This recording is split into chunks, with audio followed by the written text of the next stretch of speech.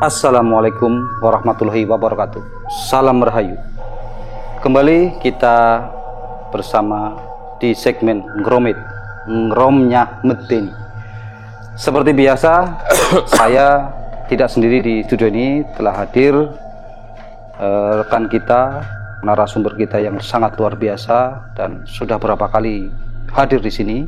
Mungkin Anda sudah tidak asing dengan wajahnya. Kita sambut Mas Guntur Saketi.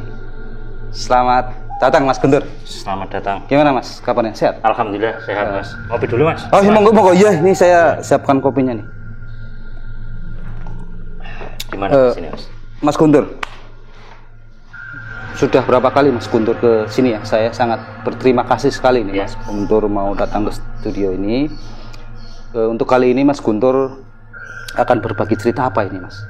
Ya, kali ini saya masih pengalaman pribadi ya. Pengalaman pribadi saya waktu saya kuliah dulu. Dulu di Semarang. Waktu itu memang sekitar tahun 2001, karena angkatan 2001 itu saya kuliah di Semarang. Nah, setelah daftar dan sebagainya diterima di sana, kemudian saya mencari kos. Nah, kebetulan itu sebenarnya kos lama, tapi ini baru ditempati lagi. Jadi kosnya itu memang kalau sekarang namanya tusuk sate ya. Oh, rumah tusuk sate ya? Iya. Kos-kosan tusuk sate ya Mas ya? Pertemuan antara malah 4 sate dong? 4 sate ya. Berarti 4 jalan di situ. Kosnya agak tinggi. Nah, situ karena dulunya itu informasinya kos kos cewek.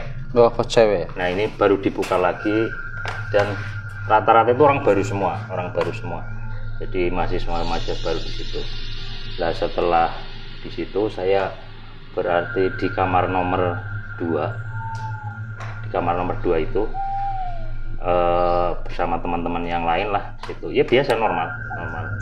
Nah, pada suatu saat saya dapat informasi dari warga sekitar ya, bahwa kos itu dulunya itu sempat rame, tapi cewek-cewek kemudian ada yang bunuh diri di situ. Itu tepatnya di kamar 13. Nah, di situ saat itu memang ditutup, nggak tahu kenapa dikunci, digembok lah, ternyata itu Mas. Di situ ada cewek yang bunuh diri di situ. Lah. Gitu. Terus gimana Mas terkait itu setelah pasca bunuh diri itu? Itu sempat kosong nggak ditempati mungkin antara 3 atau 5 tahun. Nah, baru di era saya masuk itu baru ditempati lagi. Nah, kalau cerita di masyarakat di situ kan di pojokan itu ada di pohon sudut kelapa. Sudut ya. Ya, di situ ada pohon kelapa. Nah, ceritanya ini cerita konon di situ ada beberapa warga yang sering lewat di situ, karena kan dulu kan di kampus itu kan masih asri ya, banyak pohonan. Ya, ada yang sering jalan di situ, itu ada kejadian kelapa jatuh ke tanah, kemudian mau diambil, ternyata kepala. Jadi kepala utuh. Perwujudannya gimana Pak Mas? Informasinya itu menyeramkan, tapi nggak tahu secara persisnya ya. Cuman ketika diambil katanya kepala terus dilempar gitu. Kepala maksudnya kepala utuh apa dengan kondisi yang kepala rusak? Kondisi seram lah, kondisi seram di situ. Rambutnya pendek atau gimana? Nggak ada rambutnya. Oh, rontosan itu cuman ya? Gambarnya mukanya kepala kayak. Nah, itu kemudian kalau cerita yang memang dialami saya dan teman-teman ya, ketika sudah lama lah, sekitar setengah tahunan, itu saya dulu pernah mengalami langsung. Waktu itu tidur terus malam bangun mau ke belakang, jadi kan kosannya kan seperti rumah sakit Mas, 1, 2, 3, 4, 5 sampai 14 berarti kayak los gitu ya? Kayak los itu ya. Berapa kamar? 14 kamar. Jadi kamar paling pojok itu 13, kamar yang kosong itu kemudian kamar mandi ada sekitar 4 kamar mandi, kemudian ini tempat kosong kayak dapur tapi kosong. Di situ ada kursi-kursi. Nah, waktu itu saya bangun jam 1 mau ke belakang biasa, mau ke belakang, terus setelah keluar karena masih kan keadaan belum sadar total, saya jalan biasa pulang.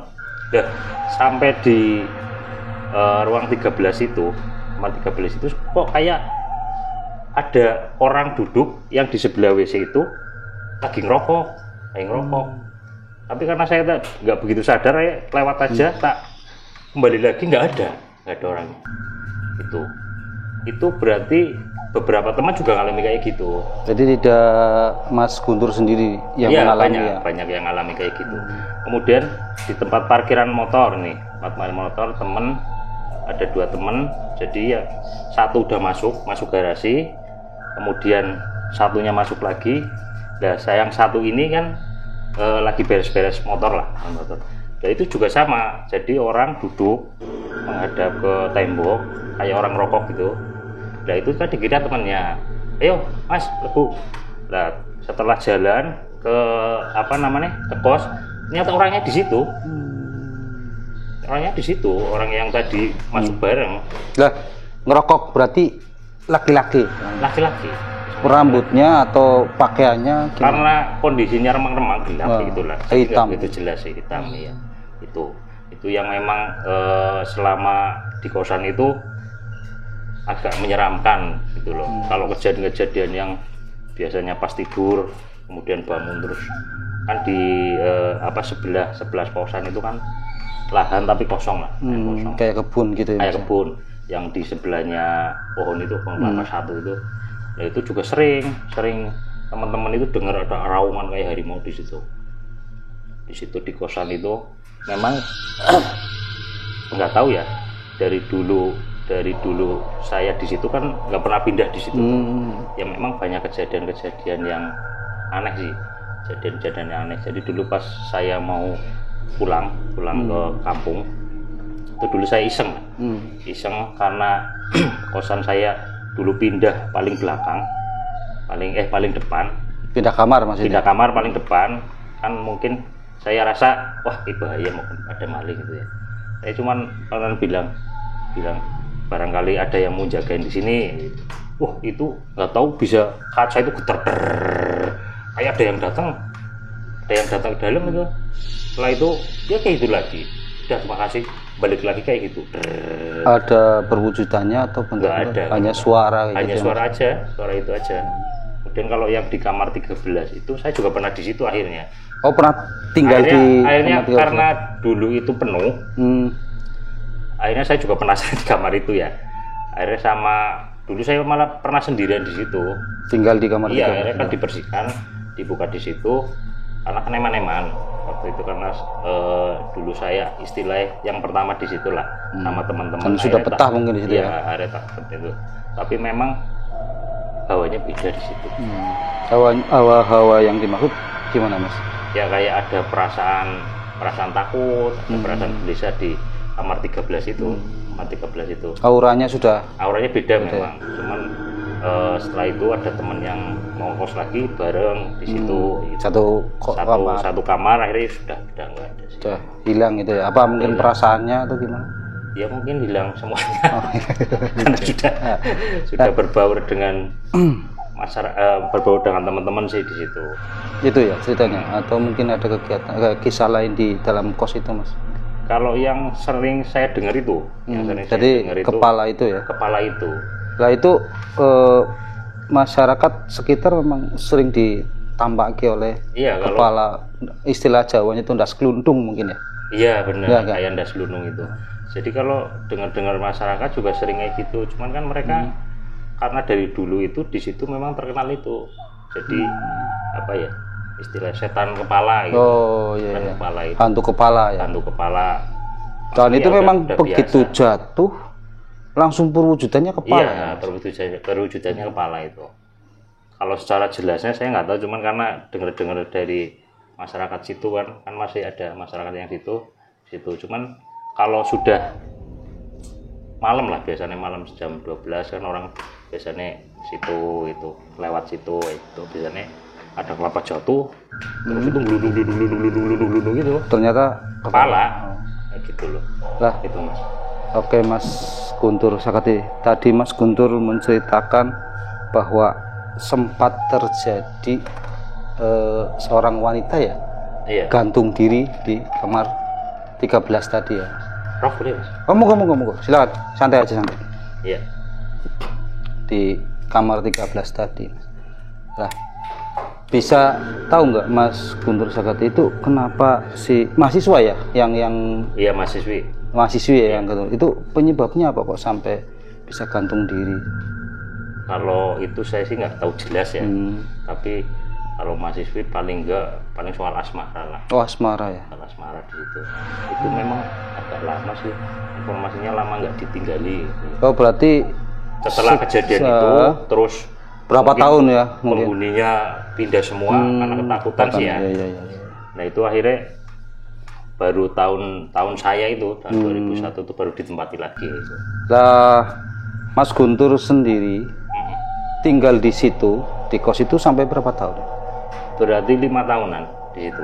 Dan itu hampir setiap saat mendapat dengar kondisi-kondisi mistis itu. Iya, jadi karena mungkin terbiasa ya teman-teman terbiasa juga orang-orang muda terus apa namanya dengan hal-hal itu karena sudah sering itu hari ya udah biasa aja sih biasa aja. Itu di daerah Semarangnya sekarang masih ada kosnya? Sekarang nggak tahu ya. Sudah lama nggak nengok ke sana ya? Nggak nengok ke sana tapi mungkin masih ya. Masih ada ya. Tapi teman-teman yang di kosan itu masih ada masih komunikasi masih ada grup WA-nya. Oh, masih ada grup WA-nya. Iya. Ya. Namanya kos itu berarti apa dari Gang Nangka ada Gang Cempaka gang apalagi tuh jadi ada empat gang jadi satu terus ada agak tinggi terus itu kos-kosannya di situ Gitu ya cerita hari ini Mas. Ya itu yang bisa di-share ya untuk teman-teman semua. Terima kasih Mas Guntur Saketi telah berbagi cerita horor kepada sedulur Ngromet. Bagi sedulur Ngromet yang mempunyai cerita atau ingin berbagi cerita, bisa kirim ceritanya ke email di bawah ini. Dan jangan lupa komen dan subscribe channel ini untuk memberi semangat kepada tim kami. Demikian saya Bayu Stone bersama Mas Guntur Saketi mohon pamit. Wassalamualaikum warahmatullahi wabarakatuh. Salam Rahayu.